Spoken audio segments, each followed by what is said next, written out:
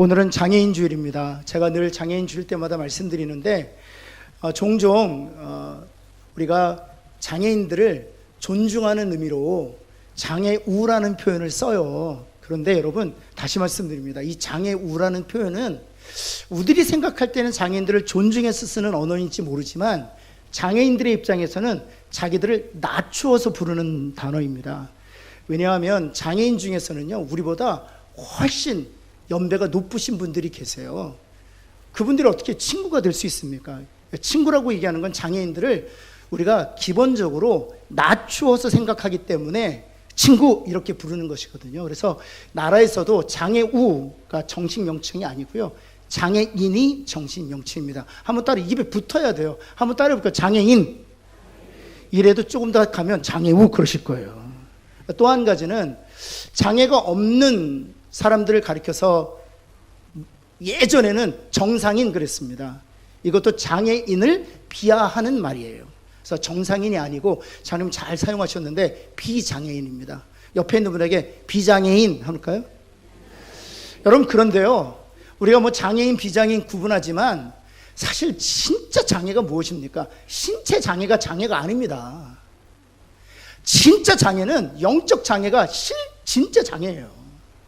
자기가 장애인 줄 모르고 그렇게 살다가 영원한 심판에 떨어져 결국에는 사망에 이르는 것, 진정한 장애인이거든요. 여러분, 우리 영적 장애인들을 치유하시고 또 고치시고 새롭게 하시고 예수님께서 오셨습니다. 그래서 그 예수님께서 이 땅에 오신 이유가 무엇인지를 살펴보면서 함께 은혜를 나누고자 하는데요, 우리가 읽었던 이 본문 요한복음은요, 예수님이 누구신지, 그리고 예수님께서 하신 일이 무엇인지, 그리고 더 나아가서 예수님께서 하신 일이 우리에게 어떤 의미가 있는지를 우리에게 가르치시고자 기록된 것이 바로 요한복음이에요. 그런데 이 세 가지 중에 요한복음이 훨씬 더 관심을 가지고 있는 부분은 첫 번째, 예수님이 누구신지에 대해서 관심을 많이 가지고 있어요. 여러분, 요한복음은 1장 2절 이렇게 시작됩니다. 태초에 말씀이 계시니라. 이 말씀이 하나님과 함께 계셨으니 이 말씀이 곧 하나님이시라. 이렇게 1장 1절이 시작돼요. 그리고 나서 그 1장 14절에 이 말씀이 누구인지를 보여주고 있죠. 이 말씀이 육신이 되어 우리 가운데 거하심에 우리가 독생자의 영광을 본다, 이렇게 되어 있습니다. 그렇다면 말씀이 육신이 되었고 우리 가운데 거하시고 그 영광이 독생자의 영광이라고 할 때 이 말씀은 누구를 가르치는 것입니까? 그렇죠, 예수 그리스도를 가르치는 것이죠. 그래서 1장 1절, 태초의 말씀 곧 예수님이 계시니라. 이 말씀 곧 예수님이 하나님과 함께 계셨으니 이 말씀 곧 예수님은 누구시라? 하나님이시라. 그래서 요한복음은 예수님이 누구신지를 드러내는 일이 굉장히 중요해요. 왜냐하면 예수님이 누구신지 알면 예수님께서 하신 일도 알게 되고, 예수님께서 하신 일을 알게 되면 그것이 우리에게 어떤 의미인지 알게 되기 때문에 그렇습니다. 그래서 오늘 요한복음 9장을 우리가 보게 되었는데요, 제가 요한복음 전체 21장 중에 제가 가장 사랑하는 본문 중에 하나가 바로 9장이에요. 왜냐하면 여러분, 이 요한복음 예수님이 누구신지를 다각도로 조명하고 있어요. 그런데 이 9장은 요한복음 전체에서 예수님을 참 다양하게 누구신지 설명하고 있는데, 이 9장은 그 모든 내용을 함축해서 전달하고 있다는 사실이에요. 그래서 요한복음 9장만 잘 이해해도 요한복음 전체에서 흐르는 이 예수님이 누구신지, 또 예수님이 하신 일이 무엇인지, 그리고 그것이 우리에게 어떤 의미인지를 한 번에 우리가 이해할 수 있어요. 그래서 9장이 아주 중요합니다. 여러분, 오늘은 우리가 9장 1절에서 11절을 읽었는데요, 이 사건을 통해서 먼저 예수님이 이 땅에 오신 이유를 먼저 살펴보고, 그 이 땅에 오신 그 목적으로 인해서 은혜 받은 우리들이 어떻게 살아야 될지를 그 다음에 보도록 하겠습니다. 첫 번째, 예수님께서 이 땅에 오신 이유가 무엇인가, 세 가지를 말씀드리면, 첫 번째는 무엇인가 하면 예수님께서는 빛으로 오셨다는 사실이에요. 한번 따라해보세요. 예수님은 빛으로 오셨습니다. 왜 빛으로 오셨는가? 소경되었던 우리의 눈을 밝히시기 위하여 빛으로 오셨다는 사실입니다. 9장 1절이 주님께서 장애를 가지고 있었던 이를 만나거든요. 그 장애에 대해서 이렇게 표현하고 있습니다. 요한복음 9장 1절, 언제부터 소경되었다고요? 날 때부터요. 날 때부터 맹인되었다. 여러분, 이 맹인되는 것은 여러 가지 이유로 인해서 맹인이 됩니다. 제가 교제했었던 강영우 박사님, 미국 교육부의 차관까지 지내셨던 분이거든요. 이 장애와 관련된 분인데, 그럼 맹인이 되셨습니다. 근데 고등학교 때 공 차다가 공에 맞아갖고 실명했어요. 이렇게 사건과 사고를 통해서 이렇게 맹인이 되시는 경우가 있습니다. 근데 주님께서 오늘 만나셨던 장애를 입은 이 맹인은 언제부터 맹인이 되었다고요? 날 때부터 맹인이 된 사람입니다. 왜 주님이 사건과 사고를 통해서 맹인된 사람을 제껴놓고 날 때부터 맹인된 사람을 만나셨을까요? 그렇습니다. 옆에 있는 분 한번 보시면서 당신도 날 때부터 맹인이기 때문입니다. 한번 할까요? 우리 모두는 날 때부터 맹인으로 태어납니다. 여러분, 맹인에게 한번 물어보세요. 저 아름다운 봄이 피어나는 저 연두색의 아름다운 색깔의 새싹이 보이나요? 안 보이죠. 여러분, 밤하늘에 촘촘히 박혀있는 그 빛나는 별이 보이나요? 안 보이죠. 근데 여러분, 맹인의 눈에는 안 보이지만 여전히 촘촘히 빛나는 별은 존재하고요, 봄이 되면 파랗게 피어나는 새싹은 존재합니다. 보이지 않기 때문에 존재하지 않는 것이 아니에요. 여러분, 우리가 날 때부터 왜 맹인인 줄 아세요? 하나님의 신비와 하나님의 은혜가 온 만물을 붙들고 있습니다. 우리 하나님은 우리 앞에 계시고요, 우리 하나님은 우리의 뒤에 계시고요, 우리 하나님은 우리 안에 계십니다. 그 하나님이 우리와 동행하고 계세요. 십자가의 보혈의 능력이 있고요, 누구든지 그 보혈을 믿으면 죄사 먹고 값없이 의롭게 되어 하나님의 자녀가 되는 은혜를 누리게 됩니다. 그런데 이 하나님의 능력과 하나님의 신비와 그리스도의 십자가 보혈이 보이지 않는 이유는 존재하지 않기 때문이 아니에요. 보지 못하기 때문에 존재하지 않는 것처럼 여겨지는 것이죠. 그래서 여러분, 우리가 태어나면서부터 소경이 된 것이에요. 그래서 우리가 같이 신앙생활에도 어떤 분들은 하나님 보이지 않는다고 해요. 십자가의 보혈과 능력이 깨달아지지 않는다고 해요. 하나님이 계시지 않아서 보이지 않는 것이 아닙니다. 십자가의 능력이 없어서 십자가의 능력이 깨달아지지 않는 것이 아닙니다. 소경이 되었기 때문에 보지 못하는 거예요. 그래서 날 때부터 맹인된 자를 보게 하시기 위하여 빛으로 오셨다는 사실입니다. 여러분, 사물을 보려면 빛이 있어야 되죠. 이 사마리아 여인 보십시오. 사마리아 여인 예수님 만나주시기 전에는 아무것도 몰랐어요. 예수님을 앞에 두고도 예수님이 누구신지 몰랐어요. 그러나 빛 대신 예수님께서 그녀의 눈을 밝히셨을 때 우리 주님이 구원자로 오셨다는 사실을 알게 되었죠. 사랑하는 성도 여러분 가운데 아직도 깨닫지지 아니하고 이해되지 아니하고 또 동의되지 아니하고 보여지지 아니하면 빛으로 오신 주님이 눈을 고치시고 또 보게 하시는 은혜를 하나님께서 베푸시기를 예수 그리스도의 이름으로 축원합니다. 여러분, 보게 되셨습니까? 깨닫게 되셨습니까? 이제 인정하게 되셨고 확신하게 되셨습니까? 빛으로 오신 주님이 우리의 눈을 고쳐주셨기 때문이에요. 두 번째, 여러분, 예수님께서 이 땅에 오신 이유는 창조주 하나님으로 오셨다는 사실입니다. 우리들을 새로운 피조물이 되게 하시기 위하여 주님이 창조주 하나님으로 오셨다는 사실이죠. 여러분, 하나님께서 우리를 흙으로 사람을 지으셨죠. 근데 그 죄로 말미암아 하나님의 형상이 완전히 깨어지고 말았어요. 여러분, 우리가 가정에서 갈등과 다툼을 경험하는 이유가 어디에 있습니까? 이 아름다운 거룩한 예수 그리스도의 공동체 교회 안에서 여전히 시기와 질투가 횡행하는 이유가 어디에 있습니까? 이 나라, 이 민족이 계속 전쟁과 기근으로 고통받고 있는 이유가 어디에 있습니까? 21세기 들어오면서 우크라이나에서 전쟁을 우리가 지켜보고 있지 않습니까? 여러분, 수백만 명의 난민으로 지금 세상을 떠돌고 있고요, 수만 명의 군인이 목숨을 잃게 되었습니다. 여러분, 21세기에 이런 전쟁을 우리가 경험할 것이라고는 어느 누구도 상상하지 못했어요. 이뿐만 아닙니다. 북한의 핵 위협은 계속 증대되고 있고요, 지금 외신들을 보면은요, 중국이 어느샌가 대만을 반드시 침공할 것입니다. 여러분, 우리 한국 군인은요, 중국이 대만을 침공할 때 반드시 참전해야 됩니다. 지금 한국과 미국의 협약에 의하면. 여러분, 우리도 전쟁에서 떨어져 있지 않아요. 이렇게 전쟁과 기근으로 인한 세상을 우리가 마주하고 있는 이유가 어디에 있습니까? 다 죄 때문입니다. 그래서 주님께서 오셔서 하신 일이 무엇입니까?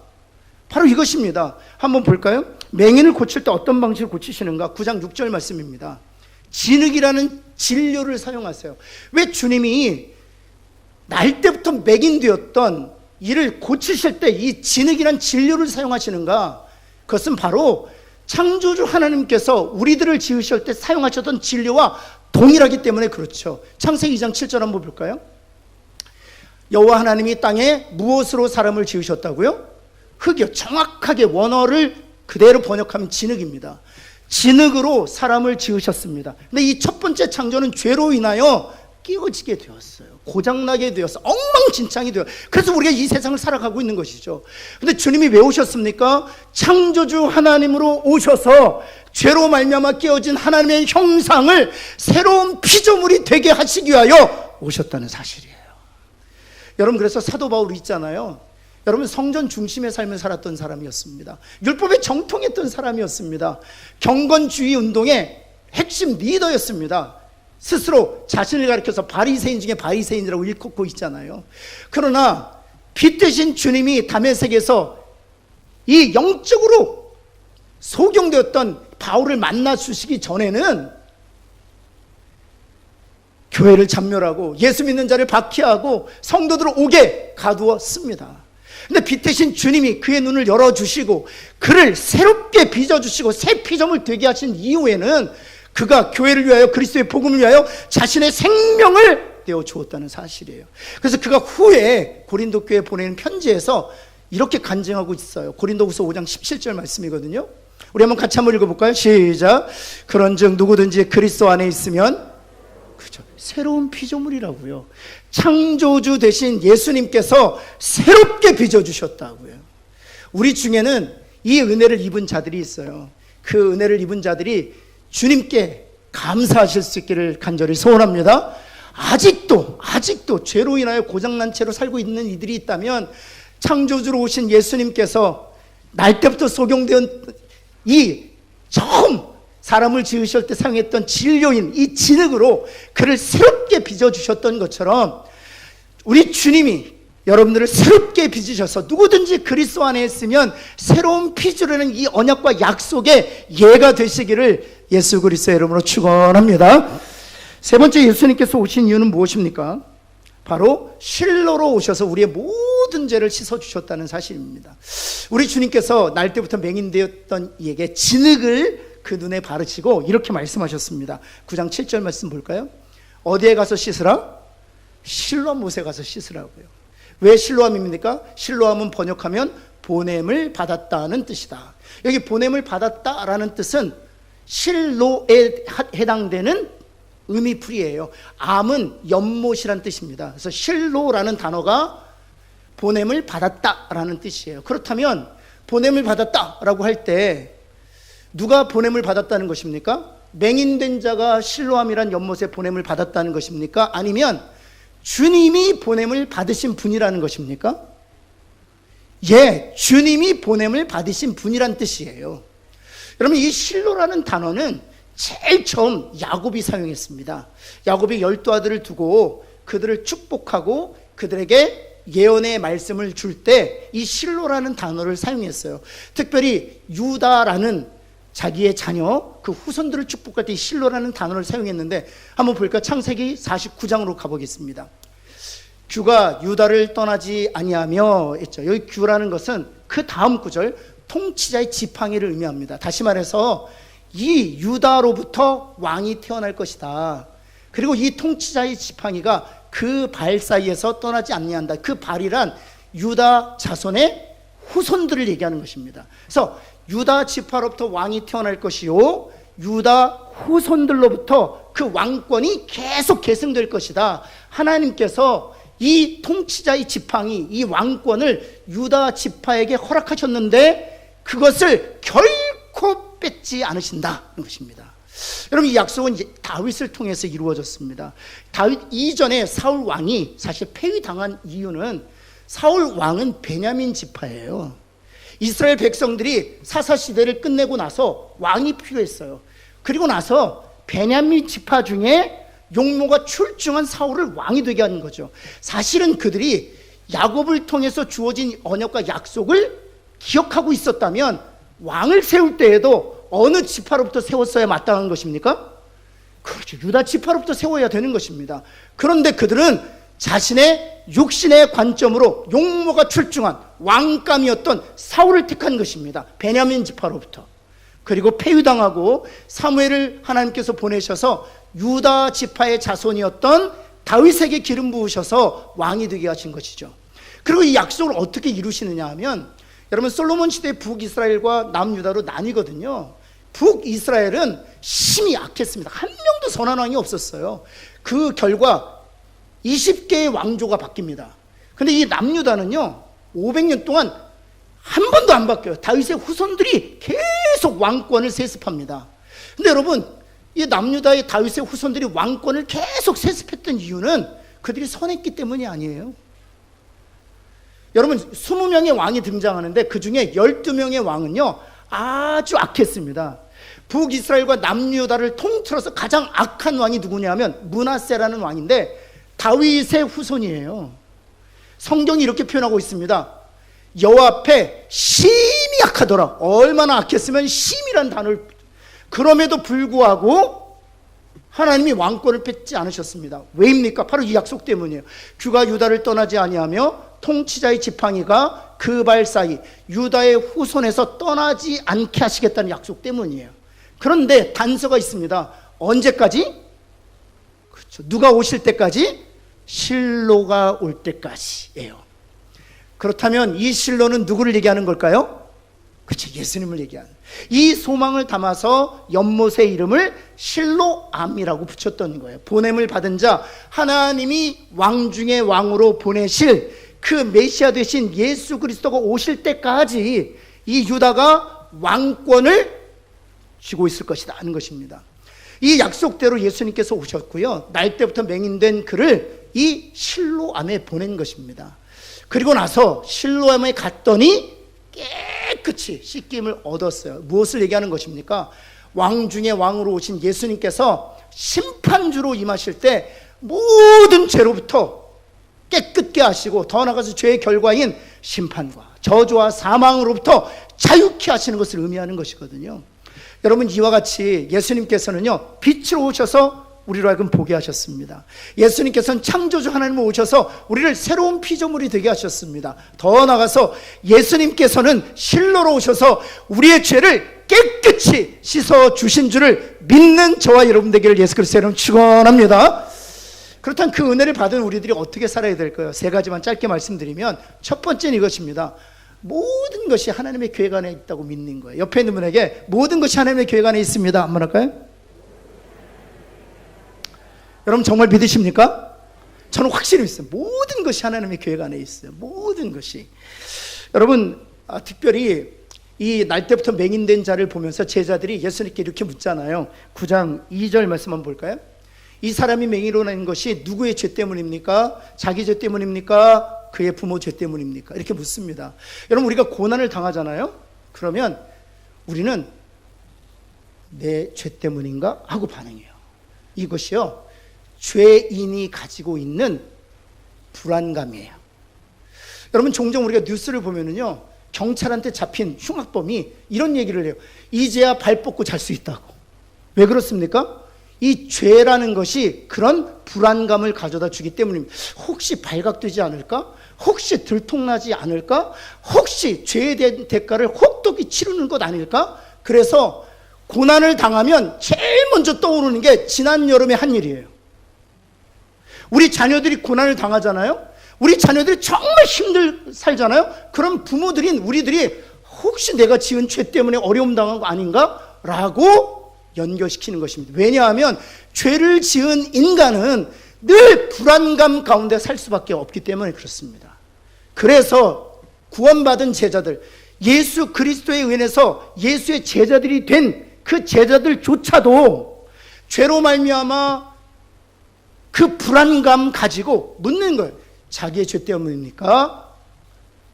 부모의 죄 때문입니까? 묻는 것입니다. 여러분, 우리가 당하는 고난은 죄 때문 아니에요. 9장 3절에 분명히 주님께서 이렇게 말씀하셨습니다. 예수께서 대답하시되 이 사람이나 그 부모의 죄로 인한 것이 아니다. 여러분, 죄로 주어진 고난일 수 없습니다. 주님이 왜 십자가를 지었습니까? 주님이 왜 저주를 받으셨습니까? 주님이 왜 자신의 생명을 내어주셨습니까? 이 죄로부터, 이 죄값으로부터 우리를 자유케 하시기 위함이에요. 우리가 당하는 고난, 죄 때문이 아니라 무엇 때문이라고 말씀하시는 것입니까? 하나님이 하시는 일을 나타내고자 하심이라는 거예요.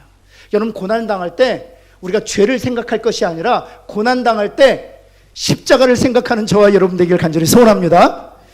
그리고 나서 모든 것에 하나님의 계획이 있다라고 믿는 거예요. 옆에 있는 분에게 십자가 생각하고 모든 것에 하나님의 계획이 있다고 믿읍시다. 한번 할까요? 여러분, 그 십자가로 말미암아 죄로 말미암아 주어지는 모든 불안과 두려움으로부터 자유하시기를 다시 한번 예수 그리스도의 이름 축원합니다. 그리고 우리가 어떤 마음을 가져야 되느냐? 모든 것에 하나님의 계획이 다 믿는 거예요. 여러분, 특별히 모든 것에 하나님의 계획이 있다라고 믿을 때 한 가지 여러분 간과해서는 안 되는 것이 있다면, 목사님 그렇다면 이 맹인된 것이 하나님의 계획을 드러내기 위하여 하나님께서 조장한 것입니까? 라고 묻는 분들이 종종 있어요. 그렇지 않습니다. 여러분, 요셉을 한번 보십시오. 노예가 되었잖아요. 그리고 타국에서 죄수가 되었습니다. 그러면 하나님께서 하나님의 계획을 이루시기 위하여 요셉을 노예가 되게 하신 것입니까? 타국에서 죄수가 되게 하신 것입니까? 아니에요. 형제들의 시기와 질투 때문에 죄수가 된 것, 노예가 된 것이고요. 보디발과 보디발의 아내 때문에 그가 타국에서 죄수가 된 것입니다. 그럼에도 불구하고 모든 것이 하나님의 계획 안에 있다고 말하는 것은 하나님께서 악도 선으로 바꾸시고 모든 것을 합력하여 하나님의 의를 이루실 수 있는 선하고 의로우시고 전능하신 하나님이시기 때문에 모든 것이 하나님의 계획 안에 있다고 믿는 거예요. 사랑하는 성도 여러분, 모든 것이 하나님의 계획 안에 있음을 믿고 그 하나님 신뢰하고 그 선을, 하나님의 계획을 이룰 때까지 믿음으로 끝까지 하나님만 주목하는 저와 여러분 되기를 다시 한번 예수 그리스도의 이름으로 축원합니다. 여러분, 두 번째 우리가 해야 될 일이 있다면 한밤중에도 하나님의 일에 힘써야 돼요. 한밤중에도 하나님의 일에 힘써야 합니다. 여러분, 주님께서 그 사람이나 그 부모의 죄 때문이 아니라 하나님의 계획이 있다 이렇게 말씀하신 이후에 4절에서 이렇게 말씀하십니다. 한번 볼까요? 때가 아직 낮음에 나를 보내신 이의 일을 우리가 하여야 하리라 이렇게 말씀하세요. 때가 아직 낮이라는 것입니다. 낮이기 때문에 우리가 하나님의 일을 할 수 있다는 것입니다. 여러분, 그 당시에는, 지금은 밤이 돼도 가로등, 전조등이 환히 비추어져서 낮인지 밤인지 잘 몰라요. 그러나 그 당시에 농경사회나 목축사회에서는요, 해가 지면 아무 일도 할 수 없습니다. 그래서 밤이 되면 할 수 없는 일, 그러나 낮이면 할 수 있는 것이죠. 그래서 주님이 말씀하신 아직 낮이기 때문에 하나님의 일을 할 수 있다는 것입니다. 근데 여러분, 맹인의 입장에서는요, 주님의 말씀에 동의할 수가 없는 거예요. 날 때부터 맹인이었는데 인생 전체가 밤이잖아요. 근데 어떻게 낮이에라고 말씀하시는 주님의 말씀에 동의할 수 있어요? 근데 여러분, 잘 생각해 보면 낮이에요. 여러분, 낮과 밤을 가르는 기준이 되는 것이 무엇입니까? 빛이죠. 빛이 있으면 낮이고 빛이 없으면 밤이잖아요. 근데 여러분, 예수님이 무엇으로 이 땅에 오셨다고 했어요? 빛으로 오셨다고 했잖아요. 그러면 빛이신 예수님과 함께 있으면 한밤중도 낮이에요. 근데 여러분, 세상적으로 낮이어도 예수님이 함께 계시지 아니하면 거기는 밤입니다. 그래서 제가 종종 신방을 하면 여러분, 학벌도 좋으세요. 그리고 자녀들도 전문직이에요. 노후도 다 보장돼 있어요. 그런데 베일을 벗고 그의 삶에 들어가잖아요. 절망 가운데 한밤중을 살고 있어요. 왠지 아세요? 빛이신 예수님이 없기 때문이에요. 근데 그 반대로 세상적으로 볼 땐 한밤중이에요. 고난 중에 있어요. 환난 가운데 있어요. 그런데 평안해요. 그런데 늘 기쁨 가운데 있어요. 불안해하지 않아요. 두려워하지 않아요. 확신과 소망 가운데 있어요. 왜입니까? 빛이신 예수님이 함께 하시기 때문이에요. 그래서 모든 그리스도인들이 종종 한밤중에 있지만 주님 앞에 나와서 간절히 주님 앞에 기도할 때 한 줄기 빛이 우리 안에 비추어져요. 그때 깨달아지는 게 무엇인 줄 아세요? 내가 비록 고난과 환난이라는 이 한밤중 가운데 있지만 빛이신 주님이 나와 함께 하시는구나, 나와 동행하시는구나, 결국 주님께서 이 수렁에서 나를 건져주시겠구나 라는 확신이 생기면서 그 밤이 낮으로 변한다는 사실이에요. 주님이 말씀하시는 거예요. 빛이신 주님이 있기에 우리는 밤이어도 낮이다 하는 것이에요. 옆에 있는 분에게 밤이어도 낮입니다 한번 할까요? 아멘? 아직 밤인 이유는 주님의 빛이 강력하게 비치지 않기 때문이에요. 기도하기는 주님의 그 강력한 빛이 여러분 개인과 가정을 비추어서 밤이지만 낮처럼 사는 은혜가 있기를 예수 그리스도는 축원합니다. 여러분, 세 번째 우리가 해야 될 일이 있다면 주님의 말씀에 순종하는 것, 주님의 말씀에 순종하는 거예요. 여러분, 이 모든 일이 된 이후에 이 날 때부터 맹인된 자가 고침을 받은 것을 보고 주변에 있는 사람들이 막 놀래요. 그때 이 맹인이 이렇게 간증합니다. 11절 말씀 한번 볼까요? 대답하되 예수라 하는 그 사람이 진흙을 이겨 내 눈에 바르고 나더러 실로암에 가서 씻으라 말씀하셨다는 거예요.